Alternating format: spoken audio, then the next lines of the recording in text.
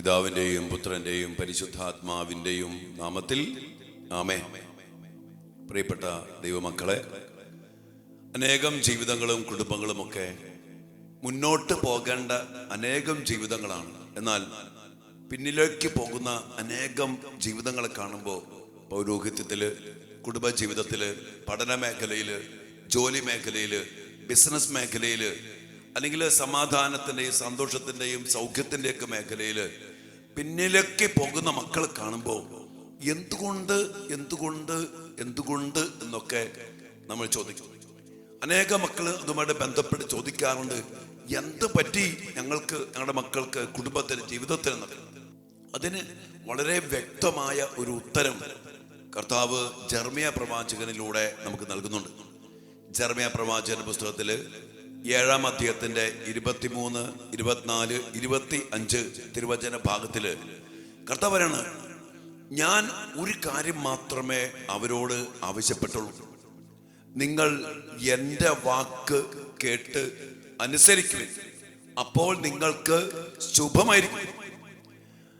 പ്രിയപ്പെട്ട ദൈവമക്കളെ, ദൈവം തൻ്റെ മക്കൾ അനുഗ്രഹിക്കപ്പെടാൻ, നമ്മുടെ കുടുംബങ്ങള്, നമ്മുടെ മക്കള്, നമ്മുടെ ജീവിതങ്ങള് അനുഗ്രഹിക്കപ്പെടാൻ വേണ്ടി ഒറ്റ കാര്യം മാത്രം പറഞ്ഞിട്ടുള്ളൂ. നിങ്ങളുടെ നേർച്ച എനിക്ക് വേണ്ട, കാഴ്ച എനിക്ക് വേണ്ട, ബലികൾ എനിക്ക് വേണ്ട, വേറെ ഒന്നും വേണ്ട. ഒരു കാര്യം മാത്രമേ ഞാൻ അവരോട് ആവശ്യപ്പെട്ടുള്ളൂ. എന്താണ്? കർത്താവിന്റെ വാക്ക് കേട്ട് അനുസരിക്കുവിൻ. സഭാപ്രസംഗം പറഞ്ഞുകൊണ്ടല്ലോ 12-ാം അധ്യായത്തിന്റെ 13-ാം വചനത്തില് 2 കാര്യങ്ങൾ മതി. ഒന്ന്, ദൈവഭക്തിയുള്ളവനായിരിക്കുക, അവിടുത്തെ കൽപ്പനകൾ പാലിക്കുക. അതാണ് മനുഷ്യന്റെ മുഴുവൻ കർത്തവ്യവും. അവന്റെ കർത്തവ്യത കൽപ്പനകൾ പാലിക്കുക. അപ്പൊ അതുകൊണ്ട് കർത്താവ് പറയാ, ഒറ്റ കാര്യം മാത്രമേ ഞാൻ പറഞ്ഞോളൂ, കർത്താവിന്റെ കൽപ്പനകള്, വചനങ്ങള്, കർത്താവ് പറയുന്ന വഴി, വേറെ വഴിയില്ല. കർത്താവ് ആണ് വഴി, വചനമാണ് കർത്താവ്.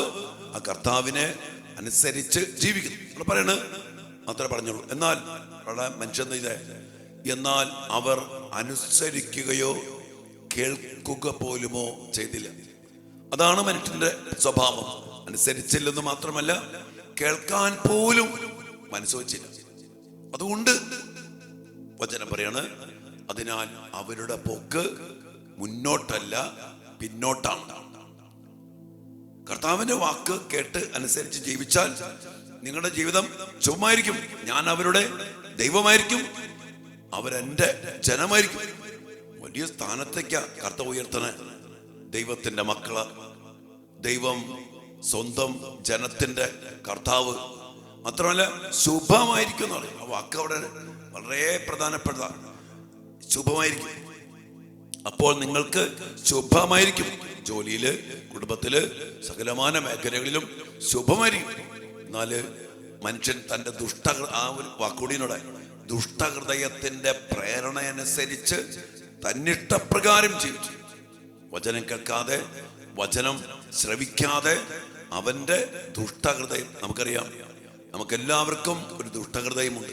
ജഡമായി പോയതിന്റെ അടിസ്ഥാനത്തില് പാപത്തിന്റെ ശക്തി പേറുന്ന ഈ ശരീരത്തില് ഇരത്തേടുന്ന, ഇണച്ചേരുന്ന, ഉറങ്ങുന്ന സ്വാഭാവിക പ്രകൃതിയുള്ള ഈ ശരീരത്തില് നമ്മുടെ ഹൃദയത്തിന്റെ പ്രേരണ ദുഷ്ടഹൃദയത്തിന്റെ പ്രേരണയാണ്. അതാണ് ഉൽപ്പത്തി 6:5 പറയുന്നുണ്ട്, അവന്റെ ഹൃദയത്തിലെ ചിന്തയും ഭാവനയും എപ്പോഴും ദുഷിച്ചത് മാത്രമായിട്ട് മാറിപ്പോയി. ഈ ഒരു അവസ്ഥയില് ദൈവത്തിന്റെ വചനം അതുപോലെ അനുസരിക്കണം. നമ്മത്തിനെ നിയന്ത്രിക്കണം, ശരീരത്തെ നിയന്ത്രിക്കണം. ഒത്തിരി ദുഷ്ടഹൃദയത്തിന്റെ പ്രേരണ വരും. അതൊക്കെ ദൈവത്തിന്റെ വചനത്തിന് വിരുദ്ധമായിരിക്കും. അതൊക്കെ മനസ്സിലാക്കി നിർബന്ധമായിട്ടും ഞാൻ പറയും, ദിവസങ്ങളിൽ ഞാൻ പറയുന്ന വലിയൊരു കാര്യമാണ്, കഷ്ടപ്പെട്ട് ജീവിക്കണം, കഷ്ടപ്പെട്ട് പ്രാർത്ഥിക്കണം, കഷ്ടപ്പെട്ട് വചനം അനുസരിക്കണം, കഷ്ടപ്പെട്ട് ഈ ജഡത്തെ പൗലോസ്ലീഹ 1 കൊരിന്തോസ് 9:27 പറഞ്ഞതുപോലെ മറ്റുള്ളവരോട് സുവിശേഷം പ്രസംഗിച്ച ഞാൻ തന്നെ തിരസ്കൃതനാകാതിരിക്കേണ്ടതിന് എൻ്റെ ശരീരത്തെ ഞാൻ കർശനമായിട്ട് നിയന്ത്രിച്ച് കീഴ്പ്പെടുത്തുന്നു. ഹൃദയത്തെ കഷ്ടപ്പെട്ട് കർശനമായിട്ട് നിയന്ത്രിക്കണം. നമ്മുടെ ശരീരത്തെ കർശനമായിട്ട് നിയന്ത്രിക്കണം. വികാരങ്ങളെ, ചിന്തകളെ അതുപോലെ നിയന്ത്രിച്ച് കർത്താവിന്റെ വചനത്തിന് അനുരൂപമാക്കി നമ്മൾ ജീവിക്കണം. എന്നാൽ നമ്മുടെ ജീവിതം മുന്നോട്ട് ശുഭമായിരിക്കും. കർത്താവ് കൂടെ ഉണ്ടാവും, ദൈവത്തിന് ജനമായിരിക്കും. പിന്നെ ദൈവം കൂടെ ഉണ്ടെങ്കിൽ, ദൈവത്തിന് ജനമാണെങ്കിൽ നമ്മുടെ എല്ലാ കാര്യത്തിലും ദൈവം ഇടപെടും. ദൈവം ഇടപെട്ടാൽ പിന്നെ ആർക്കാ തടസ്സപ്പെടുത്താൻ പറ്റുക? ഒന്നിനും തടസ്സപ്പെടുത്താൻ പറ്റില്ല. അതുകൊണ്ട് പ്രിയപ്പെട്ട മക്കളെ, നമുക്ക് പിന്നോട്ട് പോകാനുള്ള വലിയ കാരണം ദൈവത്തിന്റെ കൽപ്പന വിട്ടു, ദൈവത്തിന്റെ വചനം വിട്ടു. ദൈവം പറഞ്ഞ പോലെ ജീവിക്കുന്നില്ല, അനുസരിക്കുന്നില്ലെന്ന് മാത്രമല്ല, കേൾക്കാൻ പോലും മനസ്സില്ലാത്ത ഒരു തലമുറയായിട്ട് മാറി ഒത്തിരിയേറെ മക്കള് മാറിയിരിക്കുന്നു. നമുക്ക് വേണ്ടി പ്രാർത്ഥിക്കാം. ദൈവമേ, അങ്ങയുടെ കൽപ്പന അനുസരിക്കുന്നവരാക്കി ഞങ്ങളെ മാറ്റണമേ. വചനം വായിക്കാനും, വചനം പഠിക്കാനും, വചനം കേൾക്കാനും, വചനം അനുസരിക്കാനും, കേട്ടാൽ മാത്രം പോരാ, ആ വചനം അനുസരിച്ച് ജീവിക്കാനും വേണ്ട വലിയൊരു ദാഹം ഞങ്ങളുടെ മക്കളില്, ഞങ്ങളുടെ കുടുംബത്തില്, ഞങ്ങളിലും ജനിപ്പിക്കണമെന്ന് പ്രാർത്ഥിക്കാം. ആ ഒരു വഴിയാണ് ശുഭമായ ജീവിതത്തിലേക്ക് നയിക്കുന്ന, രക്ഷയിലേക്ക് നയിക്കുന്ന കർത്താവാകുന്ന രക്ഷാകര വഴി. യേശുക്രിസ്തു അല്ലാതെ വേറെ ഒരു വഴിയില്ല, വേറൊരു ദൈവമില്ല. അതുകൊണ്ട് പ്രിയപ്പെട്ട മക്കളെ, അടിസ്ഥാനത്തിൽ ഉറപ്പിക്കാൻ നമുക്കിടയാകട്ടെ.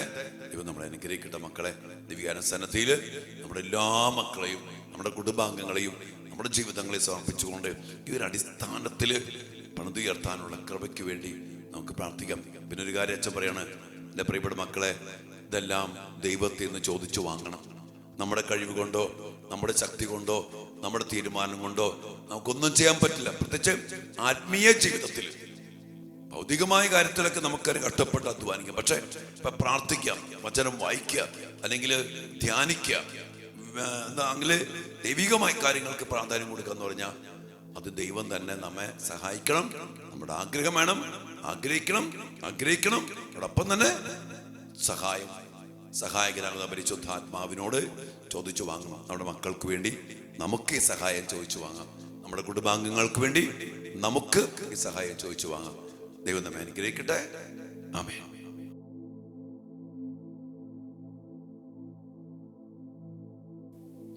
പരിശുദ്ധ പരമ ദിവ്യകാരുണ്യ ഈശോയ്ക്ക് നേരവും ആരാധനയും സ്തുതിയും പുകഴ്ചയും ഉണ്ടായിരിക്കട്ടെ. ദിവ്യകാരുണ്യ ഈശോയെ, അങ്ങേ തിരുസന്നിധിയിലേക്ക് ഞങ്ങളുടെ കുടുംബാംഗങ്ങളെയും, ഞങ്ങളെല്ലാ മക്കളെയും, ഞങ്ങളെ ഓരോരുത്തരെയും ഞങ്ങൾ സമർപ്പിക്കുന്നു. ഈശോയെ, അങ്ങയുടെ വചനം അനുസരിച്ച് അങ്ങ് പറയുന്നത് പോലെ ജീവിക്കാനുള്ള വലിയൊരു അനുഗ്രഹം, കൃപയായിട്ട് അങ്ങ് ഞങ്ങൾക്ക് നൽകണമേ. ഞാൻ എന്തായിരിക്കുന്നുവോ അത് ദൈവകൃപയാലാണെന്ന് പൗലോസ്ലീഹ പറയുമ്പോൾ, ആ കൃപ കിട്ടിയത് കൊണ്ടാണ് പൗലോസ്ലീഹായ്ക്ക് ഇങ്ങനെയൊക്കെ ജീവിക്കാനും വചനം കൽപ്പനകൾ പാലിക്കാനും എല്ലാം സാധിച്ചത്. ഈശോയെ, ഞങ്ങൾ ഇന്ന് അങ്ങേ തിരുസന്നിധിയിൽ ആ വലിയൊരു കൃപയ്ക്ക് വേണ്ടി പ്രാർത്ഥിക്കണം. അങ്ങ് പറയുന്ന പോലെ വചനമനുസരിച്ച് അങ്ങ് പറഞ്ഞില്ലേ, ഞാൻ എൻ്റെ വചനം അവരുടെ ഹൃദയത്തിൽ ആലേഖനം ചെയ്യും. കർത്താവേ, അങ്ങ് ഹൃദയം തുറന്നപ്പോഴാണല്ലോ ലിദിയായ്ക്ക് വചനം ഗ്രഹിക്കാൻ പറ്റിയത്.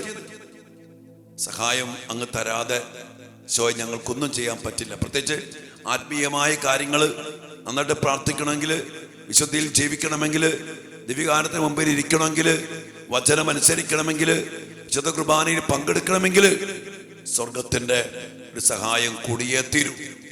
എൻ്റെ പ്രിയപ്പെട്ട മക്കളെ, ആ വലിയ സഹായത്തിനു വേണ്ടി നമുക്ക് ഒരുമിച്ച് ഈശോയോട് പ്രാർത്ഥിക്കാം. ചോദിക്കുവിൻ, നിങ്ങൾക്ക് ലഭിക്കുമെന്ന് പറഞ്ഞ കർത്താവേ. അന്വേഷിക്കുവിൻ, നിങ്ങൾ കണ്ടെത്തുമെന്ന് പറഞ്ഞ കർത്താവേ. മുട്ടുവിൻ, നിങ്ങൾക്ക് തുറന്നു കിട്ടും എന്ന് പറഞ്ഞ കർത്താവേ.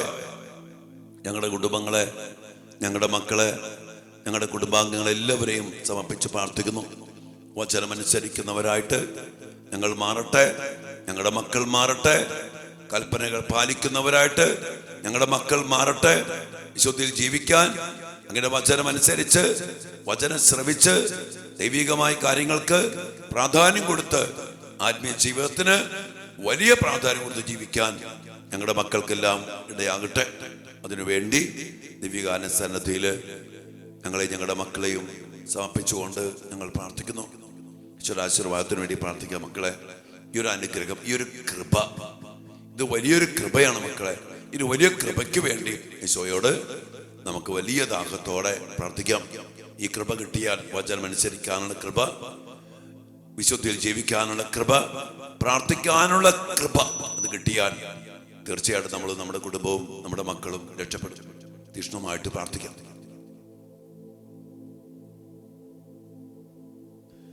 പരിശുദ്ധ ശരീരത്താലും വിലയേറിയ രക്തത്താലും പാപത്തിൻ കറകളിൽ നിന്നും മർത്യനു നീ മോചനമേകി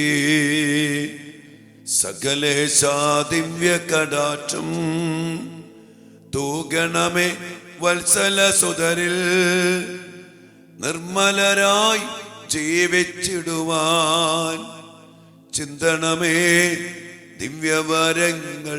കർത്താവേ, എല്ലാ വരങ്ങളും കൃപകളും ചൊരിഞ്ഞ് പ്രാർത്ഥിക്കാനുള്ള അഭിഷേകം, വചനം വായിക്കാനും ധ്യാനിക്കാനും അനുസരിക്കാനുമുള്ള അഭിഷേകം ഞങ്ങൾക്ക് ഞങ്ങളുടെ മക്കൾക്കും നൽകണമേന്ന് പ്രാർത്ഥിച്ചുകൊണ്ട് ഞാൻ ഗ്രഹത്തിനായിട്ട് മക്കളെയും കുടുംബാംഗങ്ങളെല്ലാം സമർപ്പിച്ച് പ്രാർത്ഥിച്ച മക്കളെ, ഹല്ലേലൂയ യേശുവേ.